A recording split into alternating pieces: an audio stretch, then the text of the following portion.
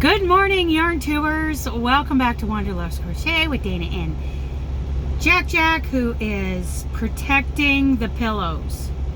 He's a protector. Okay. We are, I tried this yesterday on the Two-Ponies channel. I'm trying it again today here on Wanderlust. We'll see how this works. I'm only going to do it for 30 minutes and then I will set it to go live, later this morning. Who's drinking their morning coffee or whatever it is? I can't even think of how to pronounce what you drink. Karen. Let us know. Yeah, some people drink tea, some cocoa. Is that what it's called? Mud water. Some people like mud water. I like mud water. Not enough to keep buying it though. Not enough to replace my coffee. The mud water team talks about how coffee kind of failed them in the energy and nutrient departments. Well, I use Neutralite supplements and I feel pretty dang good. Plus, my diet. Anyway, blah, blah, blah. If you want to check out Mudwater, go check them out. And try it if you think it's something that you would like. I got a couple things written on the driver's side window here. One of them, number 1 today, Llama Mama Kayla is losing another finger. And I linked a video of hers in the description box. Prayers are with you. I have prayed this morning for her and Big Daddy, both having health issues right now. I love Kayla. Look at me. I'm a mess. Come on, truck driver. Get with the program. Okay, so, yeah, please, if you don't know already, I mean, most people probably already know already what's going on over there, but check her out. The other thing is the October Promoting Fiber Arts. What our goals are for October is charity projects. Whatever your fiber art is, even if you already do charity work, maybe one little special project for one new charity. We can never give too much, right? Because giving blesses us, right? So that the October Promoting Fiber Arts. Now, here's the thing about promoting fiber arts.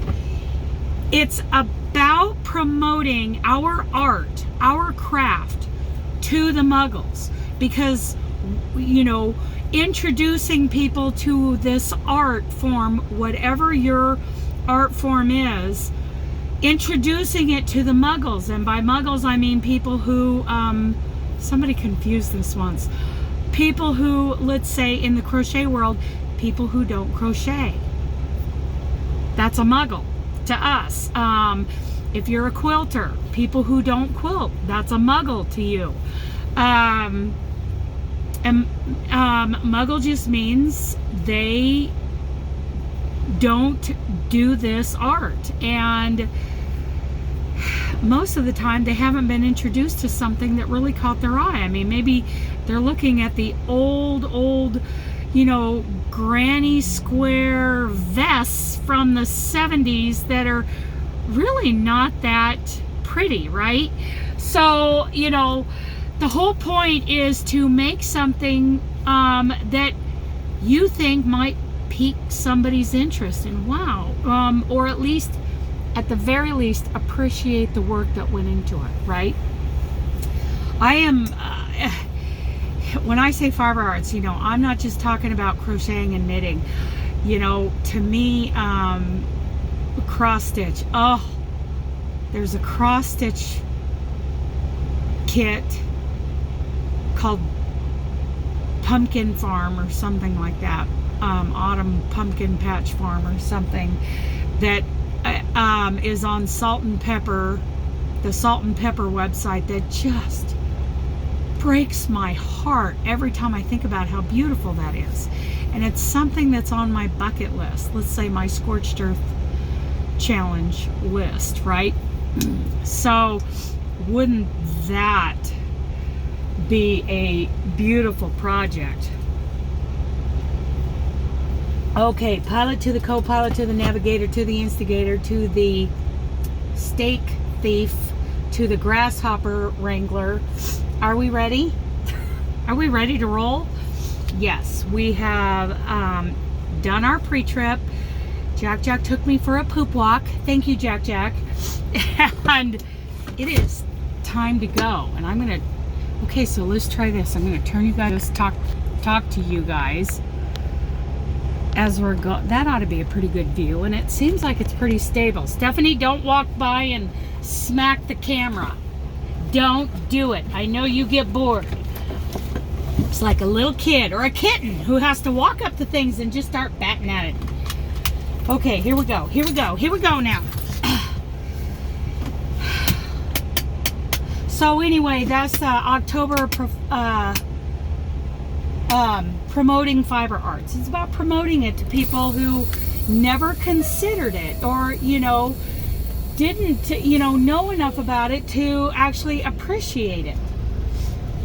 Okay, this guy's pretty far forward. Let's just be careful. Oop, tug test. Always do a tug test. There we go. Okay, here we go now. Let's see. I don't see anybody coming. I see some headlights on now. Okie dokie. I really enjoy driving the truck. I enjoy the action of maneuvering with my truck and 53-foot trailer. I enjoy it. I enjoy it until I don't. Let's just say. Where's Sandy when you need her to name all the bugs on my windshield? Okay. Drinking coffee. What's everybody drinking this morning? What are you working on? Blah, blah, blah. All the things. All the things. Here we go now. We're in Boardman, Oregon.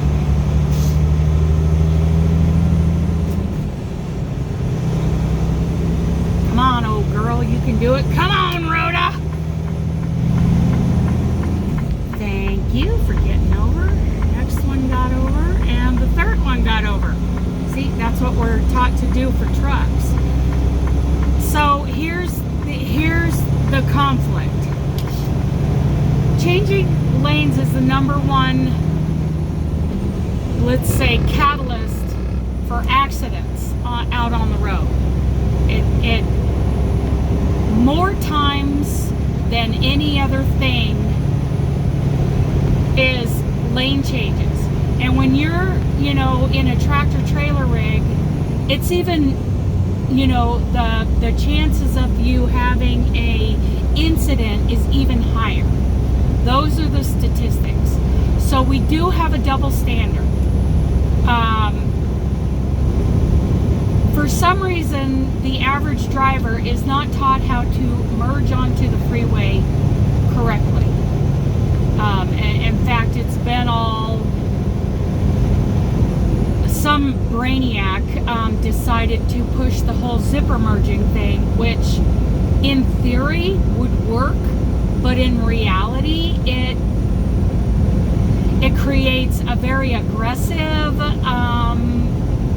mentality, and it is not safe. It is not good. So when I'm going down the road with all of that in mind, my first reaction to a car merging is not to get over. Not because I want to teach that person a lesson, but because the largest number of incidents happen during a lane change. And it is, in most states, it is up to that person merging to either get, out in front and go and get out of that danger zone in front of the truck, get way out there, or let the truck or whoever go by, and I'm going to let him go by and then see if I'm going any faster than him. Another example of, showing a little patience, letting this guy get by so we're not fighting for, position. There you go, dude. So anyway, if you're in a car and you're trying to merge and I don't get over, it's not my responsibility. It's not my job. Well, I will get over in certain, it depends on the situation, and I'm not going to go through all those situations. But my first response is not to get over, because that car, I know, is way more capable to adjust its position, either way out in front of me or wait for me to go by, come around behind, and they can get in the left lane and they can go on past me. I'm governed at 70 miles an hour. If I'm in California, the law says all trucks have to go 55 while the rest of you are going 80, which is an unsafe situation, which is a whole nother rant. But there again, it's maneuverability that a person in a four-wheeler, what we call a four-wheeler, has maneuverability, and I don't. Now, the double standard comes in when a truck is merging. We are taught to read traffic and, aim high in our steering and in our eyesight, along with scanning the mirrors, scanning the horizon, scanning traffic, and reading traffic. And if I am coming up on an on-ramp, my training tells me to immediately, as soon as I can see what's happening on that on-ramp, to react to it. Am I in a situation where I can get over for a truck? Because trucks don't have the maneuverability. We don't have quick speed. We don't have all of that a four-wheeler has. So we are trained to get over if we can. Otherwise, if I have to, I will slow down and flash my lights at them to say, hey, I can't get over, but I'm letting you in. It is a double standard, and it is a valid double standard. So there's that. If you haven't heard me rant on that before, there it is again.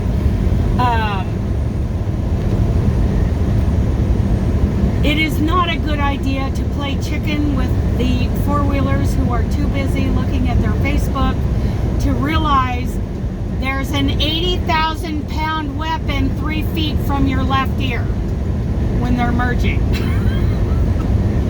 No, we don't want to play chicken. But, we have to consider everything, right? We have to consider the fact that lane changes are dangerous. No matter what you are driving, a lane change is dangerous according to the statistics. So, is it a slowdown situation? I'm not going to play chicken with you. There are instances where I'm in a situation where I need to pull the horn to say, hey, look up, pay attention. I can't change my position right now. That happens a lot in Southern California. They're not paying attention, and I am not in a position to change my speed. I can tap on it and, get that, the 6 trucks behind me off of my DOT bumper slowly, but it's not going to happen quick enough, and I will pull the horn. And I don't want to scare anybody, but I want them to look up, look over, because when you're merging, you have to start looking over your shoulder immediately. As soon as you get on the on-ramp, start looking. In fact, sometimes you can see traffic coming. Let's say you're going to take the on-ramp to the right, and you're coming up to the overpass. Just before you take that on-ramp, look over to your left and see, what does traffic look like before I get on this on-ramp? Reading traffic way ahead of your position is one of the safest things you can do. Rant.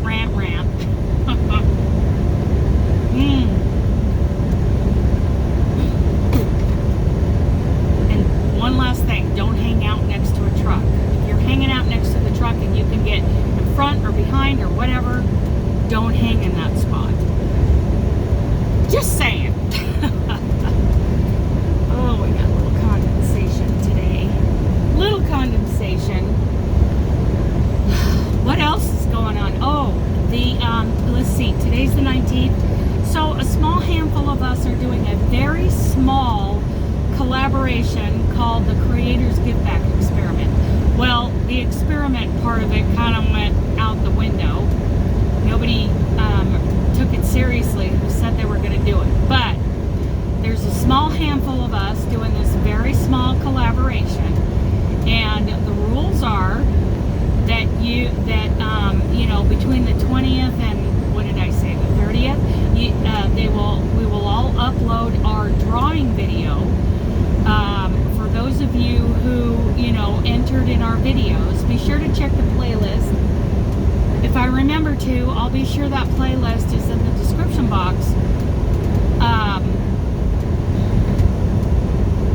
for you guys to go enter those giveaways. Now, it's a $10 limit on the semi-finalist drawings, okay? Mine is going to be a $10 Amazon gift card. Just going to make it easy. And then I will draw the big winner, and everybody,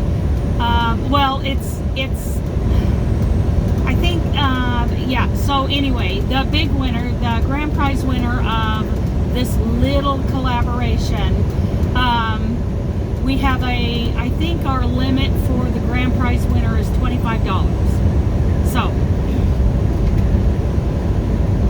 that's what that's all about.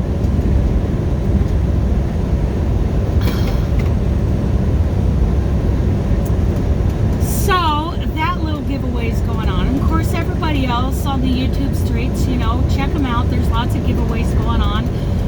Crochet alongs. I've got the Hags Christmas Wheel crochet along, and I believe I'm going to do that every year. I really like that. I love that stitch, and I love the randomness, and I'm really getting a lot of positive feedback, so I'm going to be doing that. Also, I have asked, and you guys can comment in the comments under this video, whether it's, in the live chat or, later on after it's, you're just commenting after the fact. I have asked people to tell me what kinds of things they would like to see from me. I mean, I have gotten, a request for a granny square blanket, which is coming up. It is on the list. It is actually the assignment number 3 of the Crochet Skills Development Course playlist. I'll be doing that. I did do a video tutorial on how to do a granny square, like a more true to the original version of a granny square. It has more rounds than the original version, but it is two-sided the way it was originally done. I better turn on a little bit of defrost. We're coming down into more into the Columbia River Gorge area, which is amazing. Let's get some defrost going. Go, baby, go.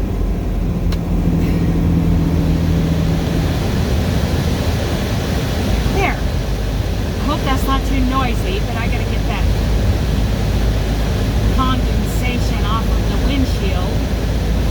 So, what would you like to see more of? I've had requests for granny squares, more of these going down the road lives, a little bit more downtime kind of videos.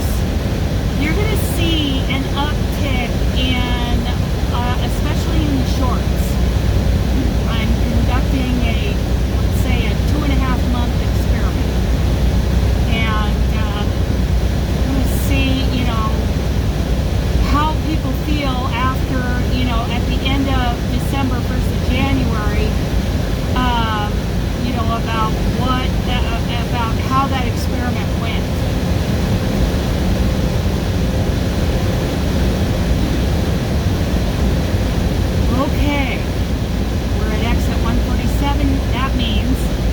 We are 147 miles east of Portland because I-84 begins right there in Portland.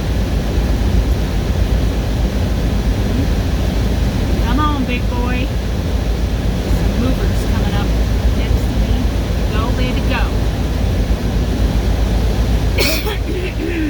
What else is going on? Oh, for those of you who would like to be involved in the fall YouTube giveaway party, that is going to happen November 1st. And you don't have to be an uploader, a person who, creates videos to upload for the masses. You can be anybody. If you want to donate a prize or two to this big live giveaway party. The last one, I believe, was it in August? When was that last one? Our YouTube Friends giveaway party. That was so much fun, you guys. So email me if you're interested in being, one of the people providing gifts for the giveaway party. Come on down, dude. Hurry up.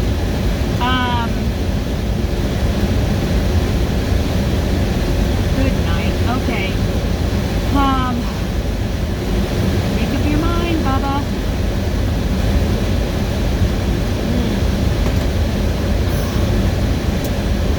And what I'll do is I'll send you a short list of questions for you to answer, and I will put you in the lineup.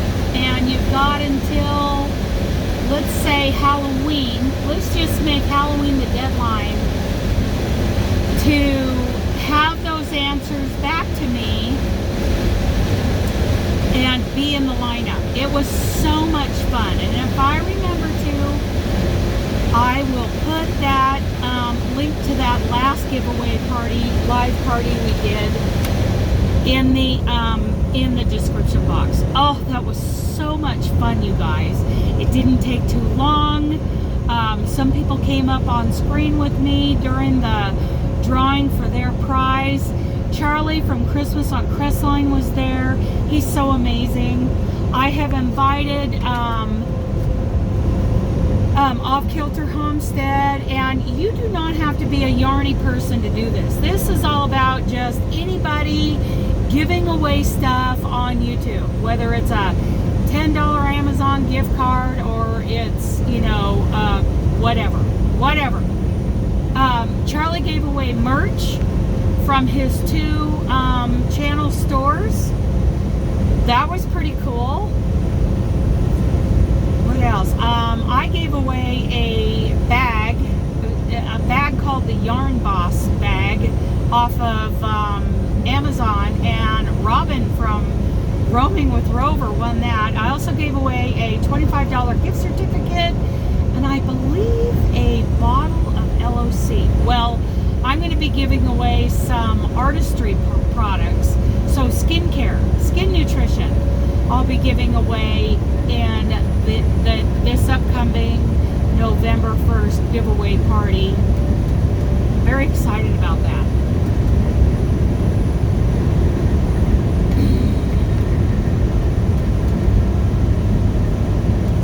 Very excited about that. Okay, so where are we? We're really coming down into the gorge right now. We've got about 5 or 6 minutes left to do this, and then I'm just going to hit stop and keep on going with my life. When I get pulled over for my next 1-minute break, I will upload it and let you guys just chat and listen and do whatever. And I'm hoping you guys like this format.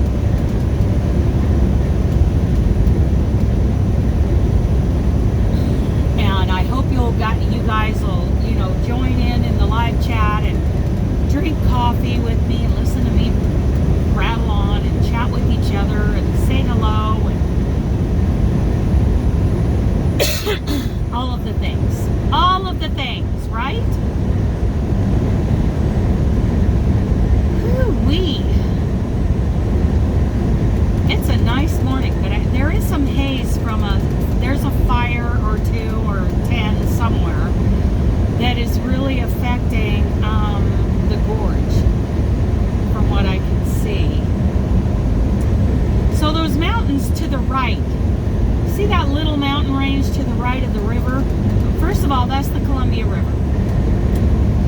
And that mountain range is called the Klickitats, and it's named after a local Indian tribe from this area. And now, I remember, the line from the song "Purple Mountains Majesty," and reading how the Rocky Mountains are purple when viewed from a distance or whatever. Well, I was working up here at Biggs Junction as a young adult, and I remember I was working graveyard. So in the morning when the sun would start to come up and it would hit the Klickitats, they glowed, and they glowed gold. And I remember being so mesmerized by that. And then later in life, when I moved to Castle Rock, Colorado with my mom and her new chapter in life, I remember in the morning standing at the sink, looking out the window and looking over to the left, because that window faced north, right? So looking over to the left at the front range of the Rocky Mountains, and they literally glowed purple in the morning. And I understood after all these years what the line meant when they said "Purple Mountains Majesty."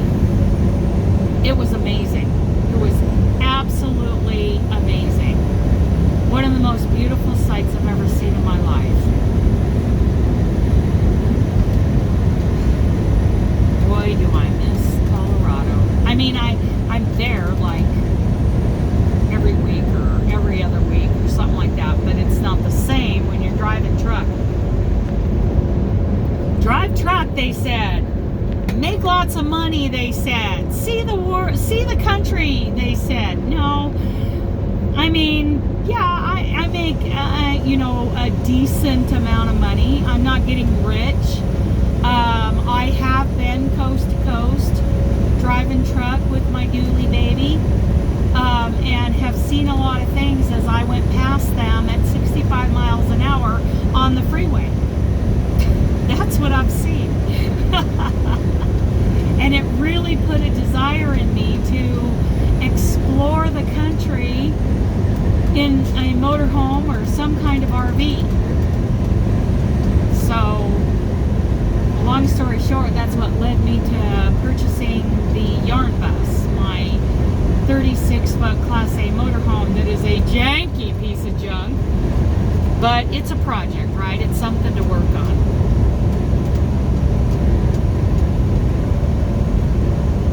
I hope you all can appreciate the beauty of the Columbia River Gorge here. We're coming up on Arlington, Oregon.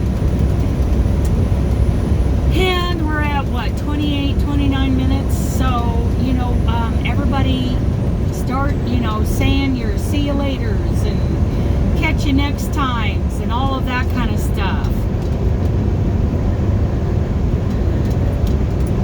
Little tidbit about this little town of Arlington. As we cross this bridge on this side of town, we are going over like a lagoon, like a body of water right here just to the side, an inlet off of the river. And from what I understand, the original town of Arlington is underneath the water right there. Because when they put in the dams, they knew that the town was going to be flooded and completely covered. So they had to start building up on higher ground.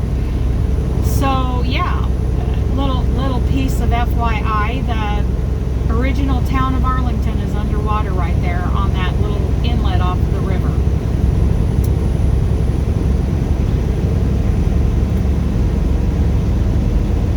Okay, you guys, we are 30 minutes in, and I have really enjoyed this. I hope you guys did too. Having a little, morning coffee, morning talk, morning chat with me. I will catch you guys later on. Have a great day, and don't forget to go check in on Llama Mama Kayla. Okay? Okay, I love you guys. Bye.